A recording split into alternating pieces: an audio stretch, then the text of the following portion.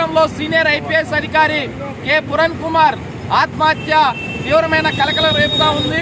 పురణ్ కుమార్ అనే ఒక sincere officer అనేక సార్లు ఆ రాష్ట్రంలో కులయాక్షను ఎదుర్కొని ధైర్యంగా నిలబడ్డప్పటికీ డీజీపీ స్థాయిలో ఉన్న అధికారులు ప్రభుత్వం నుంచి కులాన్వాదులకి సపోర్ట్ చేయడంతోనే చివరికి తను కూడా ఏమీ చేయలేని దిక్కుతోచని స్థితిలో కుల వివక్షని కుల దురంకారాన్ని ఖండిస్తూ నేను ఉండడం ఇష్టలేదని చెప్పేసి పద్ధతిలో ఆత్మహత్య చేసుకొని చనిపోయాడు. ఇది ముమ్మాటికి ప్రభుత్వ హత్య, ముమ్మాటికి ఇది పోలీస్ డిపార్ట్మెంట్ హత్య.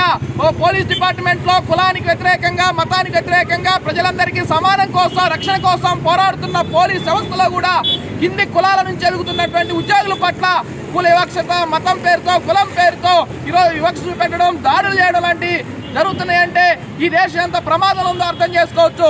రాజ్యాంగం కల్పించిన హక్కుని ఉపయోగించుకొని ఉద్యోగంలోకి వచ్చి అణగారిన వర్గాలకు సేవ చేస్తున్నటువంటి పురణ్ కుమార్ లాంటి వ్యక్తుల్ని ఈ సమాజం మరింత మందిని కోల్పోకుండా ఉండాలి అని అంటే దీనికి రక్షణ చట్టాన్ని తీసుకురావాలి, ప్రత్యేక రక్షణ చట్టాన్ని తీసుకురావాలి. ఎవరైతే డీజీపీ ఉన్నారో ఎవరైతే ఎస్పీ ఉన్నారో వారి మీద ఎస్సీ అట్రాసిటీ కేసులు పెట్టడంతో పాటు డీజీపీని సర్వీస్ నుంచి రిమూవ్ చేయాలని అలాగే దీనికి బాధ్యత వహించాలని హర్యానా ప్రభుత్వాన్ని డిమాండ్ చేస్తూ మరింతగా పురణ్ కుమార్కి జోహార్లు తెలియజేస్తూ పురణ్ కుమార్ లాంటి మరొక కొంతమంది ఉద్యోగులు ఆత్మహత్య చేసుకోకుండా ఒక రక్షణ చట్టాన్ని తీసుకురావాలని ఎస్ఎఫ్ఐ డివైఎఫ్ఐ డిమాండ్ చేస్తూ ఆయనకు మరొకసారి జోహార్లు తెలియజేస్తా ఉన్నారు.